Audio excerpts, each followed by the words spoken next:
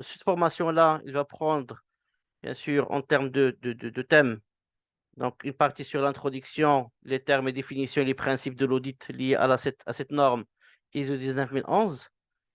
Par la suite, on va essayer de faire le focus sur les activités d'audit, principalement la planification et la préparation des audits, inclut le programme d'audit, chose que généralement dans les formations RK ou les formations qualifiant des auditeurs, cette partie-là, elle est un peu, on peut dire, abandonnée lors de ces formations-là, mais par contre, elle est présente dans la norme ISO 19011 et qui prend un grand chapitre, qui est le chapitre 5, dans ce sens.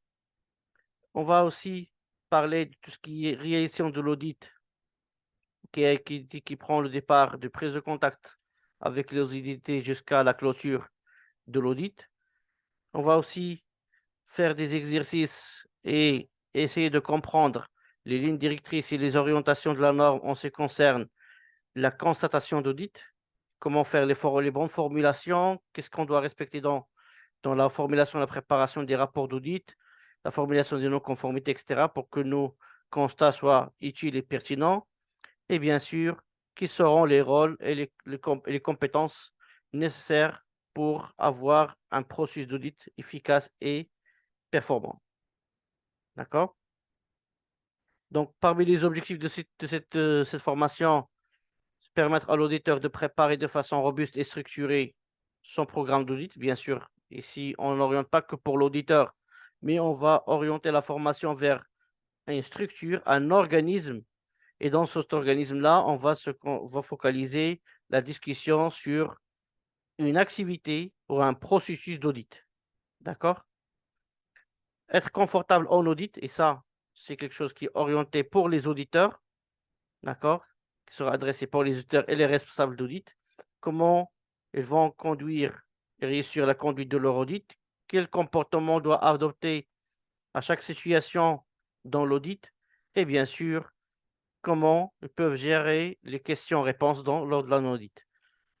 Aussi, cela permettra aussi aux auditeurs de distinguer les éléments essentiels lors des interviews, donc lors des entretiens, la collecte des informations documentées et des données.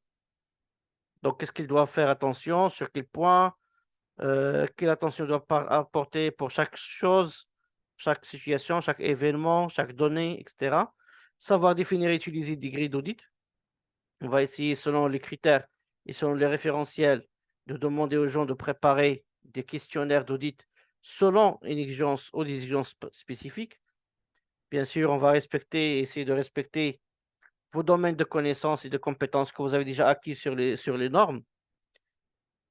Et aussi, permettre aux auditeurs de comprendre le but principal du plan d'action, d'accord, qui seront émanés aux éléments de sortie des activités d'audit, et bien sûr, comment challenger les audités pour qu'ils puissent mettre en place les bonnes actions selon, bien sûr, les exigences des normes et bien sûr, selon la mise en œuvre des actions d'amélioration suite aux écarts constatés. Et aussi, savoir quels sont les comportements à adopter lors d'un audit.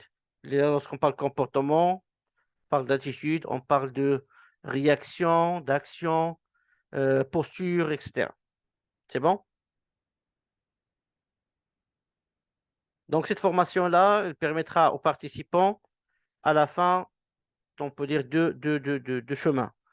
Des gens qui vont améliorer leur maîtrise des audits dans le cadre de la performance de leur système de management et aussi permettra aussi aux personnes qui projettent ou qui préparent des carrières de consultants et auditeurs tierce partie, d'accord, d'avoir une bonne préparation pour des examens RK.